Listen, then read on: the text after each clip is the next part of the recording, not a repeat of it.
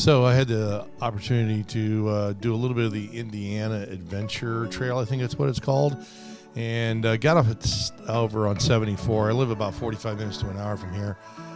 Nice little bridge. I forget which one this is, only the first or second exit into Indiana. And I'm following the route, and then I see this like covered bridge thing, and I'm like, I'm going to pull over here, and then I realized that really it's just a covered bridge that you could drive through down into a parking lot and around.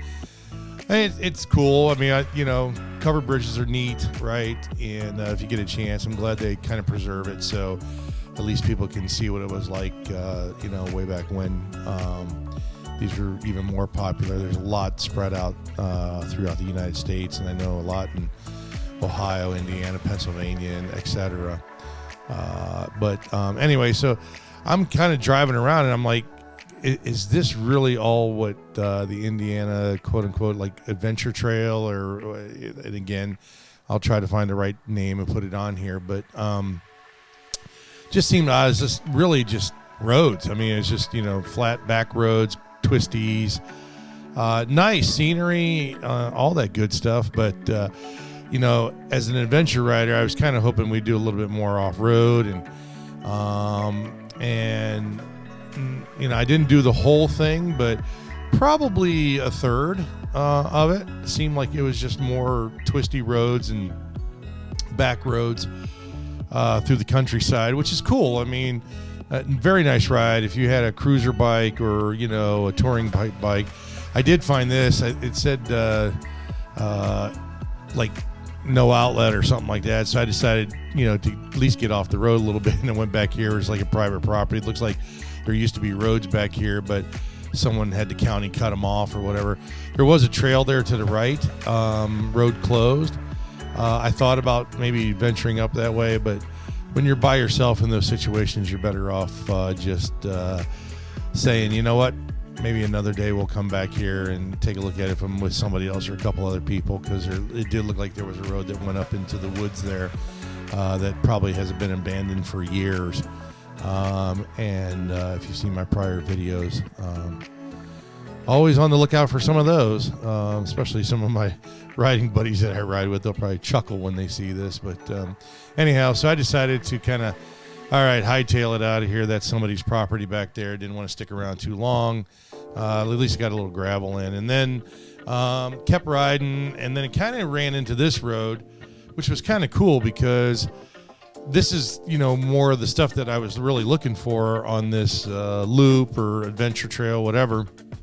And obviously we haven't had a lot of rain in a long time, so the riverbed pretty dried up. Usually I'm assuming that, obviously there's water that goes across this little bridge here, and there, and I'm just kind of sitting there, and I'm like, this might be kind of cool to run up and down or at least drive up the riverbed a little bit, and that's what I do. So I turn the bike and and get onto the riverbed here and start going up, and you can kind of see as I start traversing up through here. I got the lower end shot as well.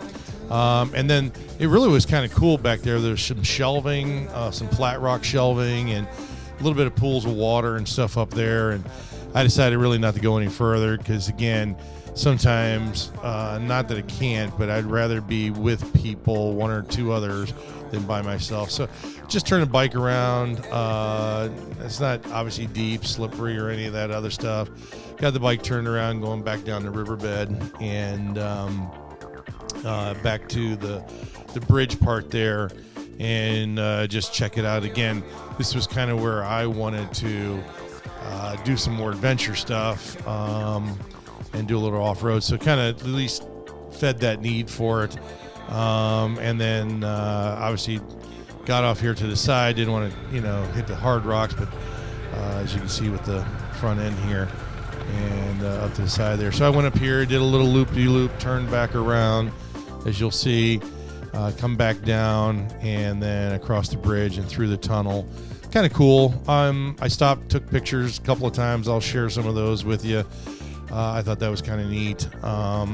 Going through the tunnel, everybody's graffitied it as normal. I get down here, I kind of turn around, go back, and then again, I gave a view here from the lower, what it looks like from the lower side of it or whatever. So again, kind of cool.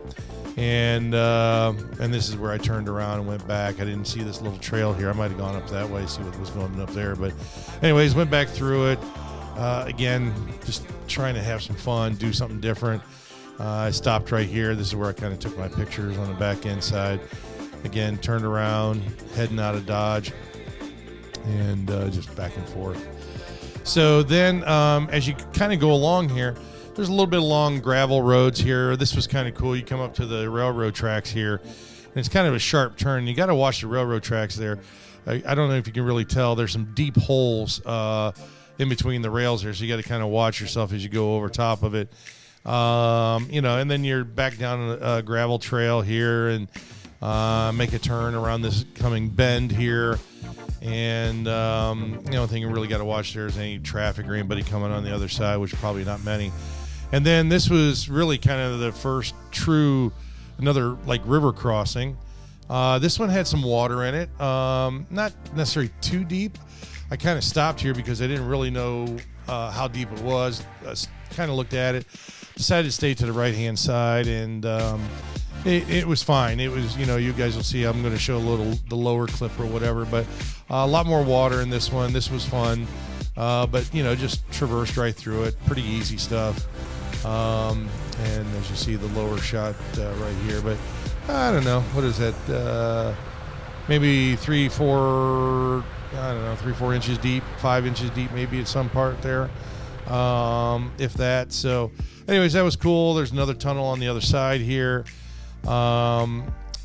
And probably some ways to get down into the river down there. Looks like ATVs have been down on that side, but then you come up to another section.